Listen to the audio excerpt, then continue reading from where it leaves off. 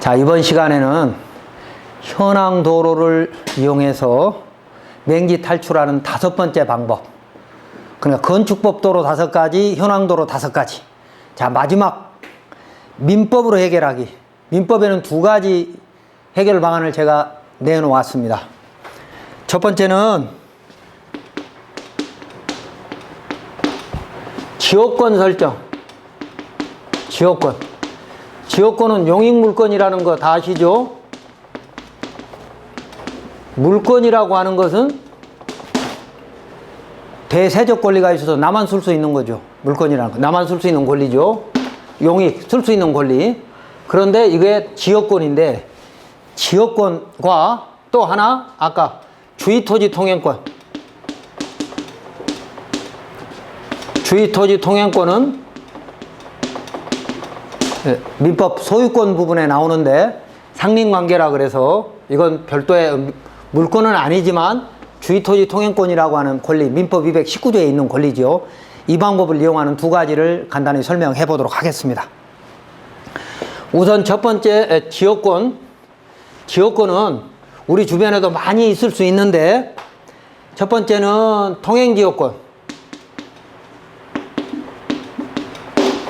보행과 자동차 통행이 하는 통행을 위한 지역권. 두 번째는 인수지역권. 물을 땡긴다 이 말입니다. 인수, 물을 땡기는다. 그 다음에 이걸 뭐 이제 용수라고 또 할 수 있고요. 용수, 쓸 용자, 용수. 물을 땡기거나 쓰는 어떤 그런 지역권. 세 번째, 내 토지 앞에 다른 건축물이 지어져 버리면 내 조망권이 없어지기 때문에 그걸 건물을 못 짓게 하는 약정하는 지역권이 있습니다. 이걸 보고 우리는 이제 관망지역권 또는 뭐 일조지역권 뭐 이렇게 생각할 수 있습니다. 그래서 지역권이라고 하는 것은 물권적 권리인데 서로 간에 약정에 의해서 등기가 되어야만 효력이 발생하는 그런 권리이죠. 그런데 통행지역권, 인수지역권, 관망지역권 이렇게 3가지로 한다면 뭐 일조권이나 아니면 앞에 조망을 해뜨는 것은 별도로 다음에 공부하고, 또 물을 끌어당기는 인수나 용수지역권도 우리하고 직접적인 관련이 없으니까 여기서는 통행지역권에 대해서만 살펴보도록 하겠습니다. 자, 통행지역권은 크게 3가지죠. 하나는 약정하는, 계약에 의해서 정하는 약정지역권이 있고요. 두 번째는 관습상 지역권이 있고요. 20년 이상 동네 사람들이 쭉 썼다면, 계속해 썼다면 그런 것이 있고요. 세 번째, 시효에 의한 지역권. 시효 취득으로 있는 지역권입니다. 자, 그래서 교재에다도 제가 간단히 다 설명을 해 놓았습니다. 약정 지역권은 양 당사자의 합의에 의해서 적당한 대가를 주고받고 지역권을 설정하면 되는 거예요.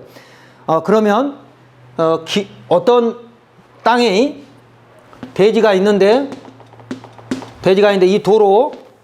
이 도로까지 연결을 하게 한 이 진입로를 이제 우리가 지역권 설정을 해서 여기다 지역권 설정을 한다 이 말입니다. 그러면 이걸 보고 이제 요역지, 이걸 보고 승역지, 대법원 판례는 그렇게 되어 있습니다. 용어가 별로 어려우니까 뭐 아실 필요는 없습니다만은 여기에 이제 지역권 설정을 해가지고 이 대지가 맹지를 탈출하는, 이게 이제 약정 지역권입니다. 그래서 서로 약정에 의해서, 계약에 의해서 만들어지는 통행 지역권이 있고, 두 번째 관습상 지역권. 그러니까 주민들이 그 길을 수십 년 동안 썼기 때문에 배타적 사용 수요권이 제한된 그런 지역권이라는 게 생길 거냐? 원칙은 생겨야 되는 게 맞지만 대법원에서는 인정하지 않고 있습니다. 관습상 지역권. 그래서 그 부분에 대해서는 뭐 20년 이상 썼으니까 뭐 당연히 도로 소유자의 사용 승낙이 필요 없다 이렇게 해석하시면 안 되는 거고요. 어쨌든 그런 것도 국가가 나서서 이런 관습상 지역권이 성립 여지가 있는 이런 부분들은 국가가 나서서 일정 보상을 해주거나 시세 3분의 1 보상해주면 되잖아요. 그래서 그걸 수용해가지고 귀농귀촌이나 아니면 마을 발전을 위해서, 사실은 시골 마을에 가보면 이런 도로 부분이 시원찮아가지고 마을 가치가 안 올라가는 데가 굉장히 많습니다. 대한민국에. 정부 이런 것 나서서 정부가 해결해야 됩니다. 지적정리도 해줘야 되고 토지 지적재주사 특별법에 의해서 해결을 하려고 하는데 그것도 한계가 있습니다. 지자체가 좀 나서서 적극적으로 해결해야 될 걸로 보이고, 그 다음에 이제 세 번째는 시효취득에 의한 지역권입니다. 이건 이제 이렇게 되어 있습니다. 민법에 지역권은 계속되고 표현된 것에 한하여 245조, 민법 245조의 규정을 준용한다. 민법 245조는 뭐예요? 점유취득시효죠. 20년간 소유 의사로 평온 공연하게 부동산을 점유하는 자는 등기함으로써 소유권을 가지게 되는 거죠. 나무 땅 점유취득시효 말입니다. 소유 의사라는 것은 내가 계약을 했다거나 아니면 어쨌든 내가 뭐 증여를 받았다거나 해서 내가 소유권이 있다라고 생각을 하고 20년 동안 다툼 없이 그 도로를 점유를 계속했다면 그건 내 것이다 이런 얘기입니다. 다만 등기를 해야만이 소유권을 제대로 취득할 수 있는 겁니다. 등기를 하지 않으면 이제 시효취득이라는 것은 없어질 수도 있습니다. 소유권자가 바뀌면. 그것에 대해서 이 대법원 판례 2012-17149 판례를 여기다 올려놨습니다. 자, 우리가 건축허가에서 진입로를 확보하기 위해서 타인에게 협의를 합니다. 사용승낙 해주세요. 대가 얼마 드리겠습니다. 또는 뭐 무상으로 해주세요. 라고 얘기는 했는데 협의가 안 이루어지면 어떻게 돼요? 결국 소송으로 갈 수밖에 없습니다. 그 소송이 아까 시효취득에 의한 통행지역권은 가능하지만 관습상 지역권은 안 되는 거고요. 그 다음에 주의토지 통행권으로는 거의 뭐 다 이겨낼 수 있습니다. 그래서 다음 페이지 보면 그 판결문 시효취득권에 대한 시효취득 지역권에 대한 판결문 여기 올려놨으니까 상세히 읽어보시고요.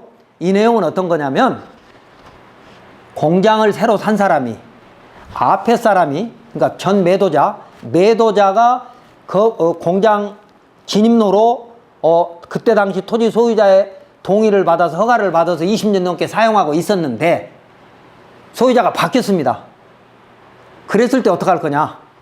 그래서 이건 관습상이 아니고 시효취득 지역권으로 해서 법원이 인정한 사례입니다. 다음에 이제 두 번째는 주의토지 통행권으로 상린관계입니다. 그런 만들어진 도로. 그러니까 주의토지 통행권은 219조와 220조에 있습니다. 민법. 219조는 유상으로 주의토지 통행권을 만드는, 지임로 만드는 거. 220조는 무상으로 지임로를 만드는 것. 이것도 마찬가지죠. 이웃 소유자한테 동의를 구했는데 적당한 대가를 주겠다라고 요청을 했는데 이웃 소유자가 안 들어요. 그러면 어떡합니까? 결국 소송으로 갈 수밖에 없거든요. 그래서 주의토지 통행권은 민법 219조에 있는 주의토지 통행권은 자, 우리가 대지가 이렇게 있습니다. 그런데 주변에 토지들이 다 있겠죠. 이렇게 토지들이. 그런데 이 토지와 토지 사이에 현황도로가 있거나 뭐 골목길이라든지 아니면 지적상 도로가 있거나 그래가지고 공로로 큰 도로로 건축법에 허용되는 그런 큰 도로로 연결되면 좋지만 이런 것들이 아무도 없다. 네? 도로는 여기저기에 공로는 있는데 주변에 나무 땅이 둘러싸여 가지고 나갈 수가 없다. 맹지다. 이건 맞죠? 그럴 때 민법에 가보면 소유권에 가보면 219조에 이웃 사람들이 양보해야 될 것들이 몇 가지가 있어요. 예를 들면 그 민법 218조에 가보면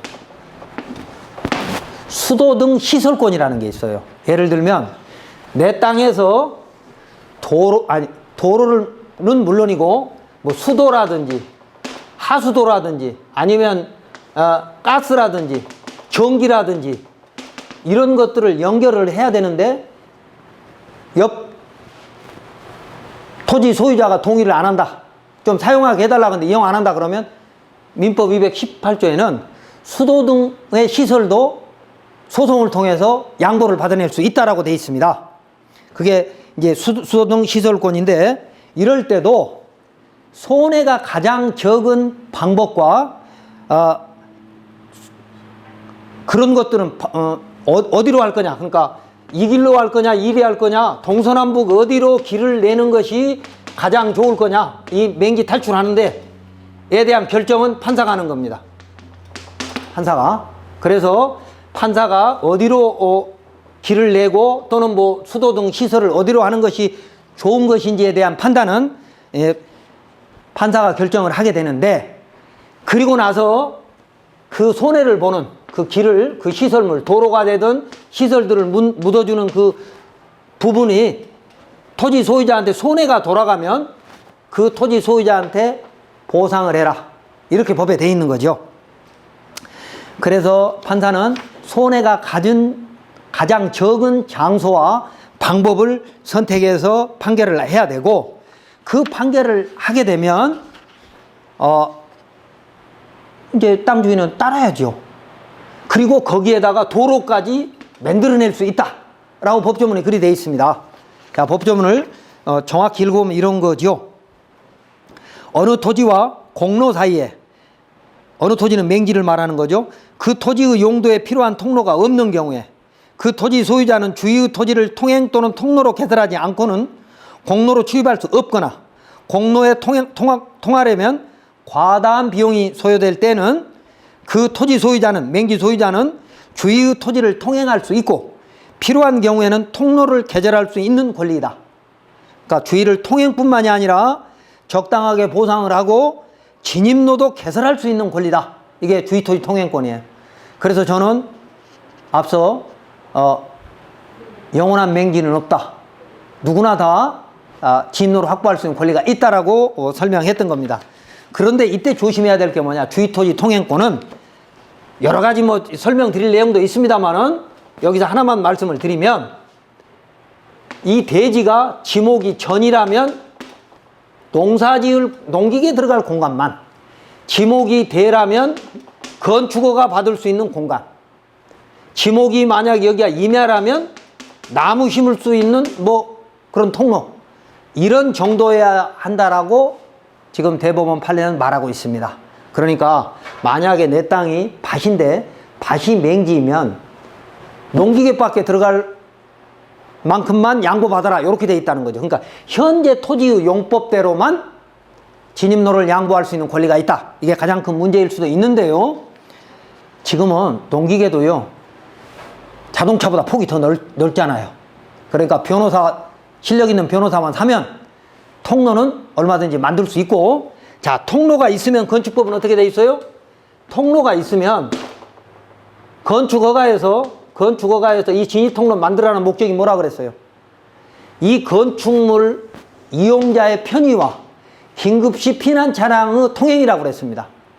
건축허가에서 건축법 44조에서 접도 의무를 우리가 규정한 이유는 건축물 이용자의 편의와 긴급시 피난 차량의 통행입니다. 그러니까 어떤 식으로든 이 도로를 만들어 놓으면, 진입 통로를 만들어 놓으면 너비만 문제가 안 되면, 자동차 통행과 보행이 가능한 너비 4m 이상의 도로만 만들어 놓으면 건축허가는 가능할 수 있다는 것이죠.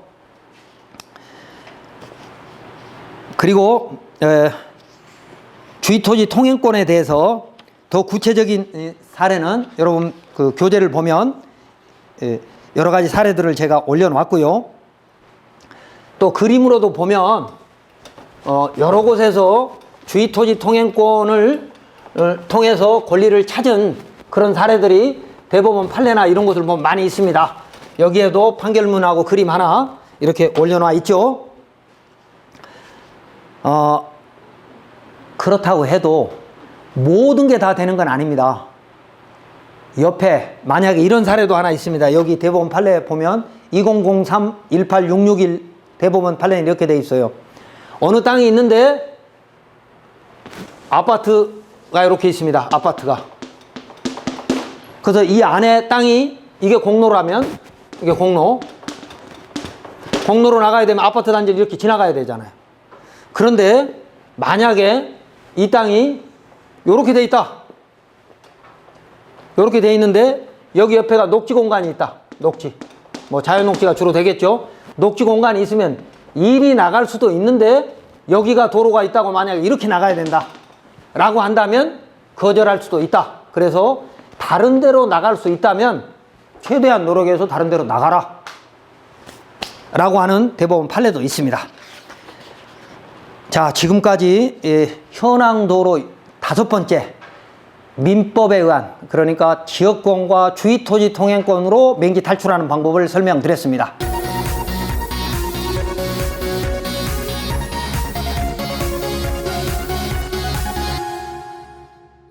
건축법 지정도로를 이용하여 맹지 탈출하는 거, 건축법 법정도로를 이용하여 맹지 탈출하는 그 5가지와 그 다음에 현황도로, 그러니까 여기서 말하는 현황도로는요 정말 다양한 경우가 있습니다. 1962년 이전에 건축법 만들어지기 전에 전부터 있었던 도로, 또 1954년도에 산지관리법이 만들어지기 전에 있었던 도로, 그리고 뭐 농지법 75년도에 만들어지기 전에 있었던 도로들, 그러니까 지목이 임야이든 농지이든 그런 걸 따지지 않고 이미 현황도로가 있었을 때 그런 현황도로들을 우리는 어떻게 해석을 해야 할 거냐. 일선 지자체에 가보면 무조건 사용승낙 받아오라고 합니다.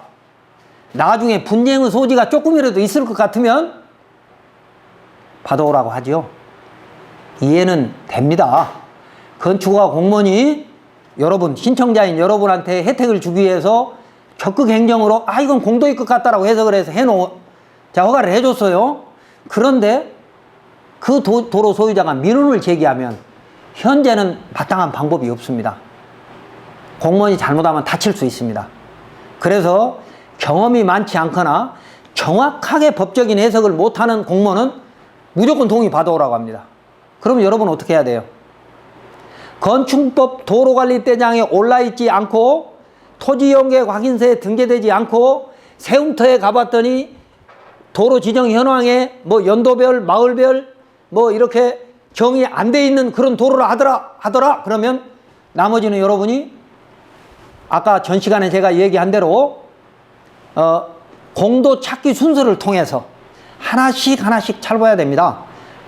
공부 확인하고 임장활동 확인하고, 그래서 도로대장이 안 나왔다 그러면 정말 이건 도로대장이 있어야 되는데 명백하게 빠진 것은 쉬울 수 있지만 그 길을 이용해서 문제가 되는 현황도로를 이용해서 건축허가나 신고된 근거가 있으면 지자체 조례를 확인해서 조례도로로 빠져나갈 수도 있는데, 아까 제가 충남의 모 시 얘기했죠. 국공유지 외에는 빠져나갈 구멍이 없어요. 지자체 건축조례 지정할 수 없다고 돼 있으니까. 그러니까 세종시나 뭐 경기도 이천시나 이런 곳은 충분히 억울함을 해소할 수 있지만 나머지 전국의 한 절반 가까운 지자체는요 민원 생길까봐 아예 딱 폭 줄여놨어요. 그럼 이런 도로를 어떻게 할 거냐. 그리고 이런 문제가 생겼을 때 시청 공무원한테 가서 우리가 이제 상의하고 협의하고 하는 문제들이 과연 어떻게 풀어질 거냐. 자, 예를 한번 더 들어보겠습니다. 자, 우리가 건축허가나 신고를 합니다. 건축허가나 신고를 합니다. 그런데 지목이 대나 대와 유사한 6가지가 아니고 전, 답, 과수원, 뭐 임야, 뭐 이런 거라면 어떻게 해요? 이런 거라면 이 안에 개발행위 허가를 먼저 받아야죠. 그래서 개발행위 허가를 받아서 지목이 대로 바꿀 수 있는 조건을 만들어 놓은 후에 건축허가가 나게 되는데, 우리가 건축사를 통해서 접수를 하면 건축허가 부서에서는 각 실과로 보냅니다. 개발행위 허가 문제, 도로 문제, 현황도로가 있다면 도로 관리하는 도로 부서, 그래서 16개 실과에 의견을 보냅니다. 그러면 거기에서 전부 오케이 사인이 떨어지면 건축허가가 되는 거고, 거기에 한 군데라도 노가 나오면 여러분이 다니면서 풀어야 됩니다. 자, 그런데 여러 가지 중에 다른 것은 뭐 토목측량설계사무실에 다 해주니까 빼고, 진입로 부분은 토목사무실이나 건축사무실이 의외로 공부를 안 해가지고 잘 몰라요. 그래서 그런 경우에 여러분이 어떻게 풀어야 될 것이냐. 특히 현황도로를. 개설도로는 사용등락을 받아서 개설하는 도로는 이제 다음 장에서 설명을 하고요. 이번 장에는 현황도로를 이용해서. 그래서 앞 시간에 도시지역의 현황도로, 그 다음에 도시지역 중에서도 녹지지역은 도시계획시설이 거의 없으니까 녹지지역과 비도시지역에 자동차 통행량이 많지 않은 비도시지역의 현황도로를 어떻게 할 거냐. 그리고 건축법 도로로 지정할 의무가 없는 비도시 면지역의 현황도로는 어떻게 해석할 것이냐에 따라 조금씩 다른데요. 앞 시간에 제가 다 설명을 드렸듯이 자연 취락이라든지 아니면 시골 길에 가서 포장이 돼 있다든지 이런 것들은 얼마든지 여러분이 맹지 탈출할 수 있는 방안들이 있고, 자, 반대로 이것도 한번 생각해 봅시다. 자, 여러분이 여기다가 건축허가를 받았습니다. 비도시 면적이라고 칩시다. 비도시 면적 건축허가를 받았습니다. 옆 사람도 건축허가를 받았습니다. 여기다가 체육시설도 넣었습니다. 그런데 이 길은 어떻게, 이 허가 받을 때 진입로를 어떻게 받느냐. 자, 마을길이 이렇게 있습니다. 이렇게 큰 길이, 마을길이. 그런데 여기서 사실상 도로가, 그러니까 현황도로인 거죠. 사실상 도로가 이렇게 연결이 돼서 이렇게 가고 또 이렇게 돌아서 이렇게 가고 이렇게 돼 있었습니다. 그런데 여기는 지금 사실상 도로가 있는 여기는 어떤 것이냐. 임야입니다. 준보존 산지인 임야. 관리지역이겠죠. 계획관리지역. 그래서 어떤 사람이 이 허가를 이렇게 받으면서 전부 다 이렇게 내부 도로를 만들어서 분양을 다 해버렸습니다. 그래서 이 현황도로를 없애버렸습니다. 그런데 이 없어진 현황도로가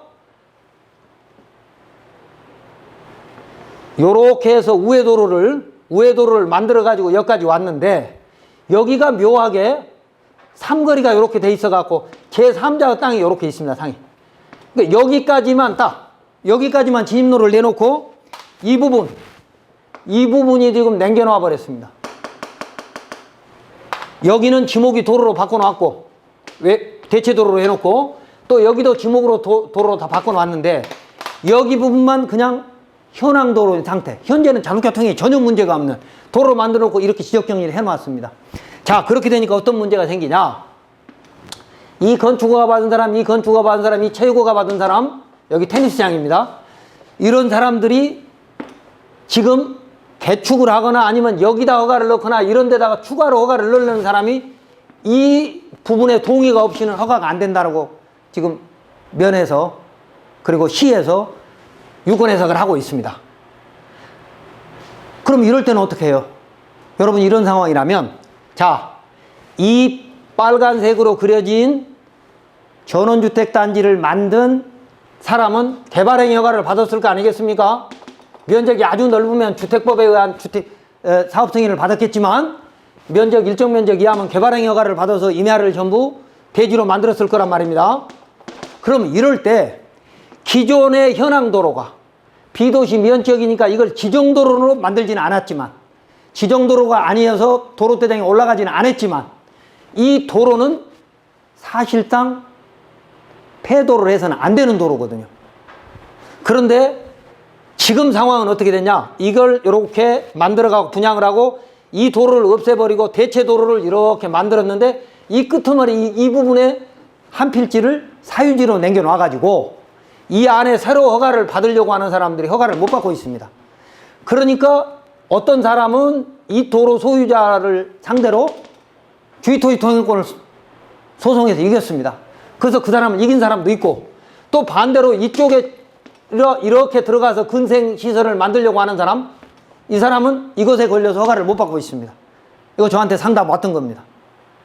제가 그래서 이럴 때는 첫 번째 뭘 확인하라고 했냐. 여러 가지 방법이 있습니다. 첫 번째는 이 밑에 빨간색에 의해서 개발행위 허가를 받은 이 서류를 확인해 주십시오. 시청 가서 확인해야 됩니다.